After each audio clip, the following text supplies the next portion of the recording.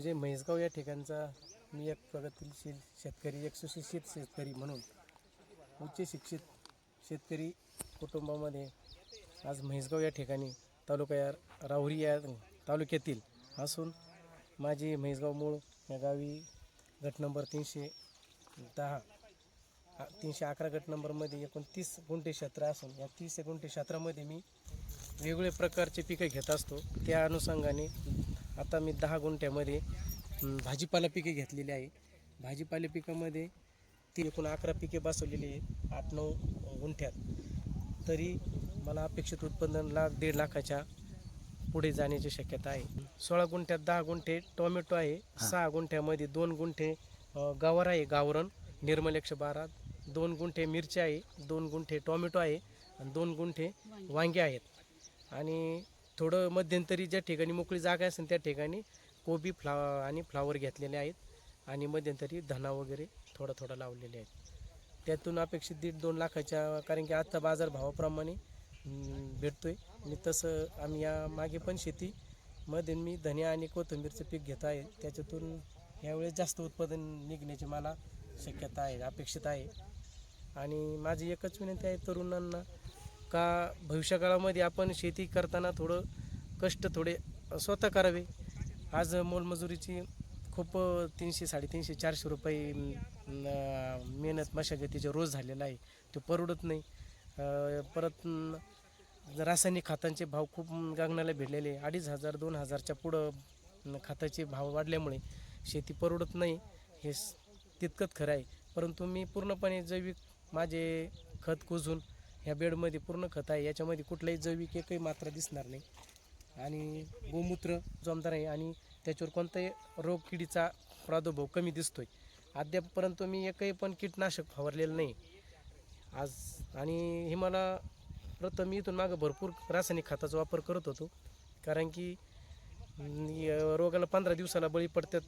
त्यामुळे यावेळेस मी थोडं कमी त्याच्याकडे दुर्लक्ष केलं आणि थोडं रासायनिक खतं टाळून मी जैविकतेकडे 6 गुंठ्याचा प्लॉट बसवलेला आहे आणि तो सक्सेस झालेला आहे यावर्षी. आणि मला महत्त्वाची साथ म्हणजे माझी धर्मपत्नी माझी करिश्मा करडे यांनी सर्व मेहनत स्वतः ती करते. कुठल्याही 6 गुंठ्यामध्ये अजून 1 रुपया घातलेला नाही. आम्ही सर्व कांदे स्वतः लावलेले आहेत आम्ही दोघांनी पण, आणि घरगुती लागवड करतोय. सर्व जे आहे मल्चिंग पसरवण्यापासून खत घालण्यापासून तर आज फ्लॉवरिंग बांधायचं सर्व टोटल तिने आज टोमॅटो फळं लावलेला बांधलेला पण आहे.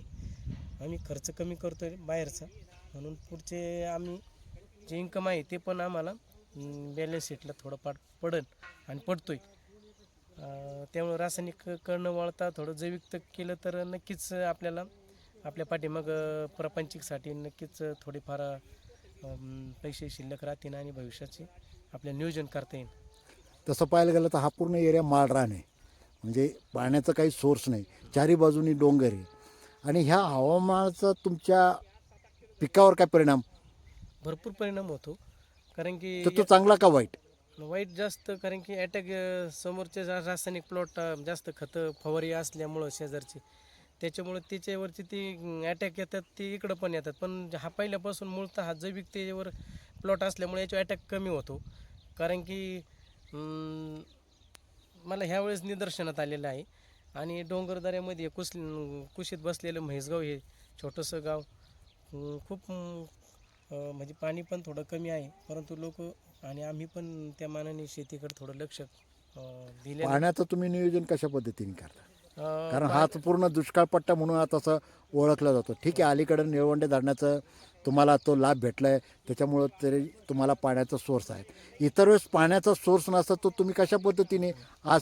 त्यामुळंच आम्ही घेताना पाणी जरी जास्त असलं किंवा कमी असलं तर मी पहिलं ठिबक आणि रेन पाईपवरती हे आज गवरसुद्धा रेन पाईपवरती आहे आणि काही ठिबकवरती आहे.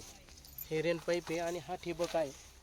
आणि ह्या ठिबकद्वारे 4 दिवसाला कंटिन्यू त्याला 2 तास, जसं त्याला पिकाला आपण पाहायचं का पिकाची गरज ओळखून आपण पाणी दिलं पाहिजे शक्यतो. कारण की त्याला गरज नसतानाही पिवळं, मग जास्त पाणी दिलं पिवळं पडतं, त्याच्यावर रोगाचा अटॅक होतो, मग आपलं खर्च वाढतो. त्यामुळं व्यवस्थित पाण्याचं नियोजन केलं तर काही अडचण नाही. ताई, तुम्ही आता किती वर्षापासून शेती करता?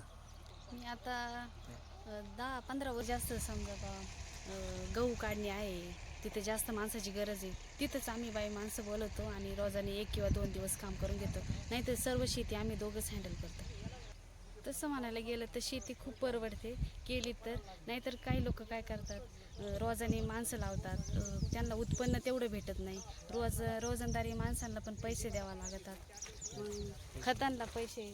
त्याच्यामुळं आम्ही जास्त करून आहे ना, आम्ही दोघं मेहनत करतो आणि शेती उभी करतो. हे जर आपण नाही केली तर बाहेरच्या लोकांकडून करून घेतली तर आपल्याला परवडणार नाही. त्याच्यामुळे शेती आपल्यालाच करावं लागणार आहे. आता हे गवत काढताना जरी आपण रोजानी बाई जरी लावली तरी ती काय व्यवस्थित काय खुरपत नाहीत, लक्ष नसतं. म्हणजे असं आपल्याला परत ते राहिलेलं गवत मागं काढावं लागतं. त्याच्यामुळे ही शेती आपल्यालाच करावं लागेल.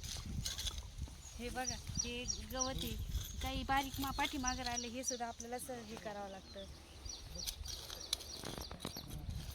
जर शेती केली तर आपल्यालाच परवडणार आहे. ओके.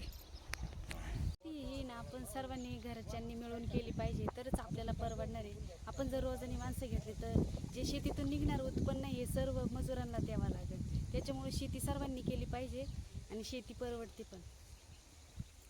पिकावर जर कीटकनाशक फवारा मारायची वेळ आली तर तुम्ही काय मारतात? तर आम्ही गावरान गाईचं गोमूत्र, ताकांडी आणि याच्यात गूळ पाणी एकत्र मिश्रण करून आम्ही त्याला महिना 2-2 महिने त्याचं मिश्रण करून त्याचं जैविक प्रमाणे म्हणजे त्याचं एक असं लिक्विड तयार होतं आणि त्याच्यावरती 15 दिवसातून एक हात द्यायचा. आणि गोमूत्रामध्ये खूप ताकद आहे, ताकांडीमध्ये खूप ताकद आहे. त्याचा एक फवारा मारला तर खूप म्हणजे हिरवे आणि त्याच्यात कुठल्याही निरोगी नागाळी वगैरे. हे ताक आहे माझ्या गाईच्या दुधापासून, खराब झालेल्या दुधापासून बनवलेलं आहे. हे माझ्या त्यानंतर हे गुळ पाणी आहे, हे गोमूत्र आहे गावरान गाईचं. हे एकत्र मिश्रण करून नुसार आणि पिकाच्या गरजेनुसार आपल्याला जे रोग दिसेल त्याप्रमाणे. त्यानंतर हे गोमूत्र आता मी मागच्या वेळेस फवारलेले आहे. याच्यामधलं सोसायटी आहे, त्यानंतर शेती उभारण्यासाठी डेव्हलपसाठी मी पतसंस्थेमधून डागगाण टाकून शेती सपाटी करण्यासाठी घेऊन डेव्हलप केली. आणि भविष्यामध्ये आम्ही असे पिकं घेतोय, पण हमी भाव नसल्यामुळं शेतकऱ्याला परवडत नाही शेती. आणि चुकून एखाद्या भाव सापडला तर पुढं एखाद्या पिकामध्ये शेतकऱ्याचा फायदा होतो. पण शेतकऱ्याची थोडी अवस्था बेकारच आहे. शेती फार अपेक्षा आहे, जेणेकरून आज तरुण पिढी गावोगावमध्ये तरुण पिढी आहेत माझ्यासारखी, आज युवा जुळत नाही. आणि शेतकरी म्हणून आज मुलं घरी आहेत आणि त्यांना तर मुलीच देत नाहीत का. आणि आज शेतीलाच भाव नाही तर ज्यांच्या मुली ते विचार करतात काय आहे शेतकऱ्याकडं, परत वरून शेती पण त्यांना पाहिजे पण देत नाहीत. ही शोकांती काय आहेत आज आमचे तरुणांकडं. आज पाहण्याचा दृष्टिकोन आज ग्रामीण भागाकडं वेगळा आहे.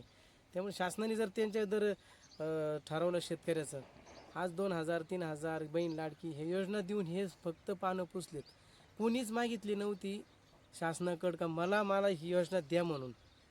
आज गरजूवंतांना द्या, जे निराधारांना द्या, आधार आहे, अपंगांना द्या.